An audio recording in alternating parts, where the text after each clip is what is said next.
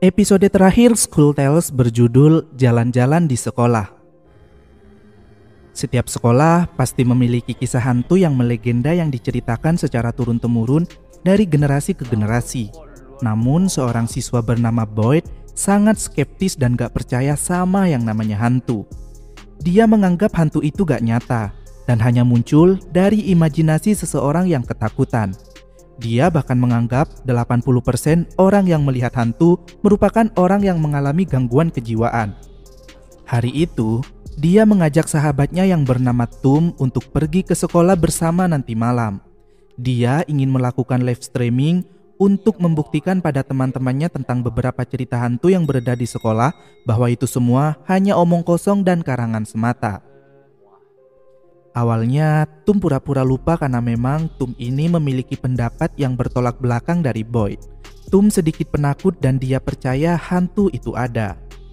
Tapi karena mereka berdua ini sahabatan sangat deket banget, jadi Tom akhirnya bersedia. Kemudian saat menjelang malam, awalnya ponsel Tom sangat sulit dihubungi. Namun begitu Tom mengangkat telepon dari Boyd, dia mengatakan sudah sampai di sekolah duluan, padahal Boy baru saja mau menjemputnya. Boyd pun segera pergi ke sekolah dan mulai mencari Tom di sana. Tiba-tiba,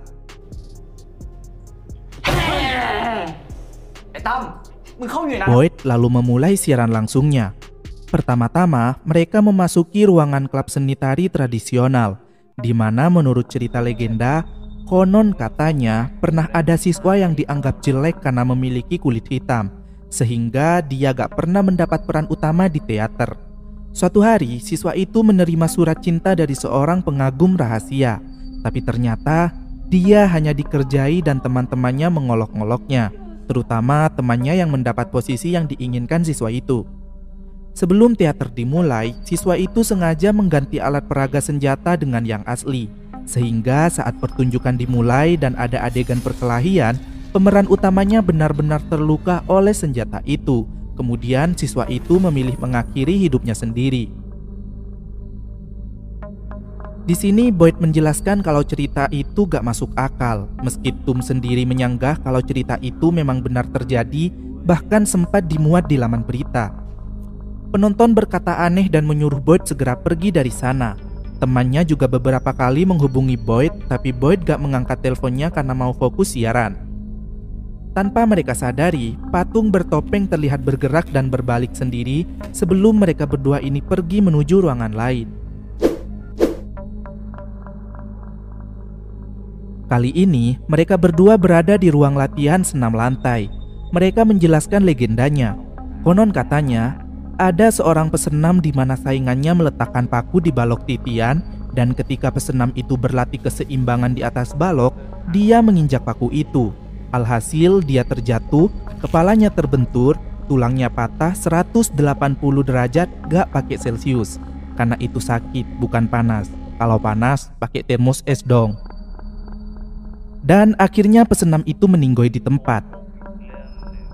Siswa sering mengatakan bahwa mereka mendengarnya berlatih di ruangan itu setelah gelap. Boyd kembali menyangga mitos ini kepada para pengikutnya. Sekali lagi, mereka gak memperhatikan pesenam itu sedang mengawasi mereka saat mereka pergi. Tom memberitahu Boyd bahwa dia tahu tentang cerita hantu yang gak diketahui Boyd di lantai atas. Suatu hari ada dua orang sahabat yang pergi ke sekolah untuk menghilangkan prasangka cerita hantu juga. Di tempat berhantu terakhir, yaitu di lantai atas, terdapat pintu berlambang mata satu dan mereka memutuskan melempar koin untuk menentukan siapa yang akan masuk lebih dulu. Tapi setelah salah satu dari mereka sudah masuk dan berteriak, sahabatnya justru berlari meninggalkannya. Anehnya, Boyd yang gak percaya cerita hantu justru enggan pergi ke lantai atas untuk menyanggah mitos itu, dan malah mengajak Tom pergi untuk menyudahi penyelidikannya. Namun tiba-tiba semua lampu mulai padam dan lampu merah mulai menyala. Kemudian musik tradisional diputar. Boyd mengira Tom dan teman-temannya sedang ngeprank ketika penari bertopeng muncul dan mulai menari di dekatnya.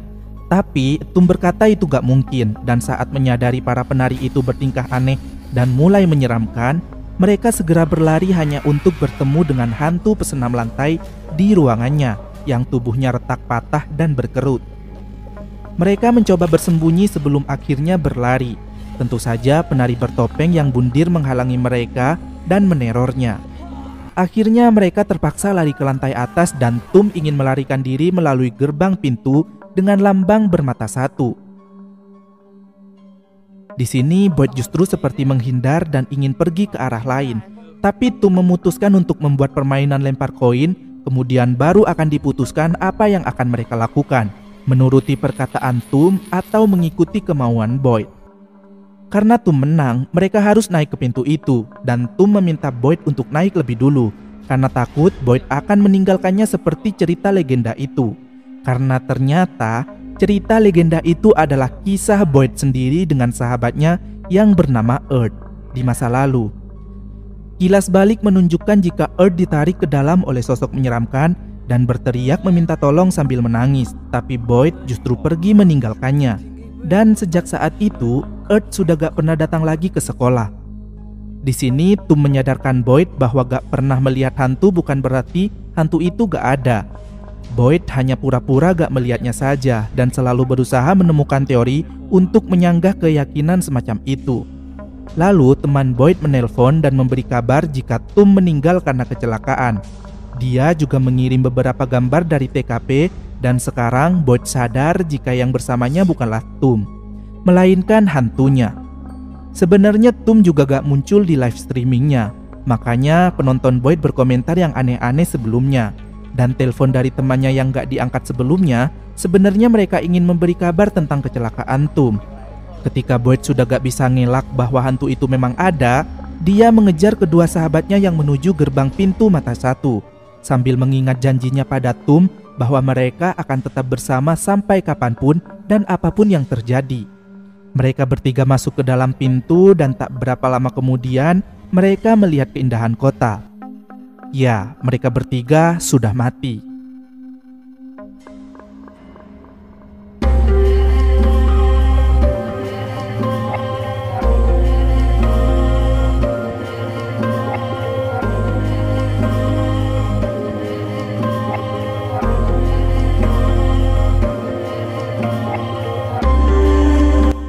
Jadi guys, bagaimana menurut kalian series antologi horor tentang kisah legenda sekolah ini? Menurut kalian yang paling bagus di episode berapa guys? Kalau menurut aku pribadi, seluruh ceritanya memang gak jauh dari kata bully dan penindasan sih ya. Tapi pesan moral yang paling bagus menurut aku di episode 3 yang judulnya Cantik. Bisa dibilang merupakan tamparan keras pada produk skincare abal-abal tentang efek jangka panjang dan juga para penggunanya yang sangat berambisi ingin jadi cantik instan. Buat aku yang suka horor komedi, episode 5 juga cukup mengocok perut. Bukan yang di bawahnya perut loh ya. Apalagi tokohnya di sini anak SMP pas lagi lucu-lucunya dengan tingkah konyolnya. Episode 6 juga merupakan tamparan keras terhadap selebgram yang suka mereview makanan asal-asalan bahkan menjelek-jelekan hanya karena ingin viral. Meski pada ujungnya si pembuat makanan memang sengaja melakukan kecurangan. Aku kasih 7 bintang untuk series antologi School Tales ini. Kira-kira series apa lagi yang akan kita kupas? Silahkan tulis dan tinggalkan di kolom komentar ya.